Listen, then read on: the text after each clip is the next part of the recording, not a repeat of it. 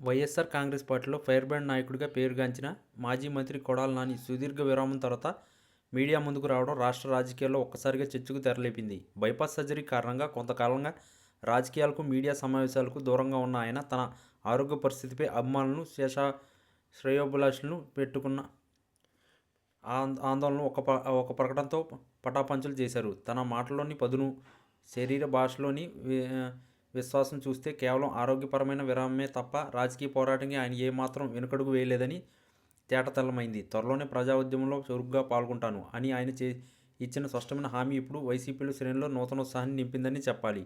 చాలా కాలం తర్వాత జనంలోకి వచ్చిన కొడాలి నాని ఎంట్రీ ఇస్తూనే జగన్ కాలర్ ఎగరేసుకునే పనిచేశాడు. ఆయన మాట్లాడిన తీరు, ప్రతిపక్షాలపై చేసిన విమర్శలు పాత నానిని గుర్తు చేశాయి. బైపాస్ సర్జరీ లాంటి పెద్ద ఆపరేషన్ నుంచి కోలుకున్న తర్వాత కూడా ఆయన గళంలో ఎట్లాంటి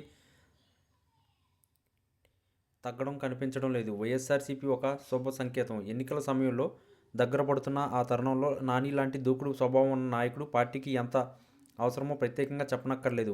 మాజీ ముఖ్యమంత్రి వైఎస్ జగన్మోహన్ రెడ్డికి అత్యంత సన్నిహితుడిగా, నమ్మకస్తుడిగా ముద్రపడిన నాని తిరిగి రంగంలోకి దిగడంతో రాబోయే రోజుల్లో ప్రతిపక్షాల విమర్శలకు సమాధానం చెప్పేందుకు పార్టీకి మరో బలమైన అస్త్రం దొరికినట్లయింది. నాని రీఎంట్రీ కేవలం మీడియా ప్రకటనకు మాత్రమే పరిమితం కానిదనేది రాజకీయ పరిశీలకుల అభిప్రాయం. ఆయన తన సర్జరీ విరామాన్ని ఊహాత్మక మౌనంగా మార్చుకున్నారని, ఇప్పుడు కొత్త ఉత్సాహంతో జగన్ ప్రభుత్వం సాధించిన విజయాలను ప్రజల్లోకి బలంగా తీసుకెళ్లే బాధ్యతను భుజాన వేసుకుంటున్నారని అంచనా. ఇప్పటికే వైసీపీ క్షేత్రస్థాయిలో కార్యక్రమాలను వేగవంతం చేస్తుంది. ఈ కీలక సమయంలో తనదైన శైలిలో ప్రత్యర్థులను ఎదుర్కోగల సత్తా ఉన్న నాని రాక పార్టీ కౌంటర్ అటాక్ బలాన్ని రెట్టింపు చేస్తుందనడంలో సందేహం లేదు. గతంలో ఆయన నిర్వహించిన పాత మీడియాలో ఆయన వాణి సృష్టించిన ప్రకంపనలు పార్టీకి ఎంతో ప్రయోజనం చేకూర్చాయి. అందుకే ఆయన రీఎంట్రీ కేవలం నాయకుని పునరాగమనం కాదు, పార్టీ వ్యూహంలో కొత్త దశకు సంకేతం. కొడాలి నాని మాట తీరు, పదునైన వాదన ప్రత్యర్థులకు నిద్ర లేకుండా చేస్తుందని ప్రతిదీ ఉంది. ఆయన లేని లోటు పార్టీ వాయిస్లో కొట్టొచ్చినట్లు కనిపించింది. ఇప్పుడు ఆయన రాకతో వైసీపీ వాదనను మరింత పదును, విశ్వసనీయత చేకూరుతుందని భావించవచ్చు. రానున్న రోజుల్లో ఆయనకు ముఖ్యమంత్రి లాంటి బాధ్యతలు అప్పగిస్తారు. కేవలం ప్రెస్ మీట్లకే పరిమితం చేస్తారా, లేక కీలకమైన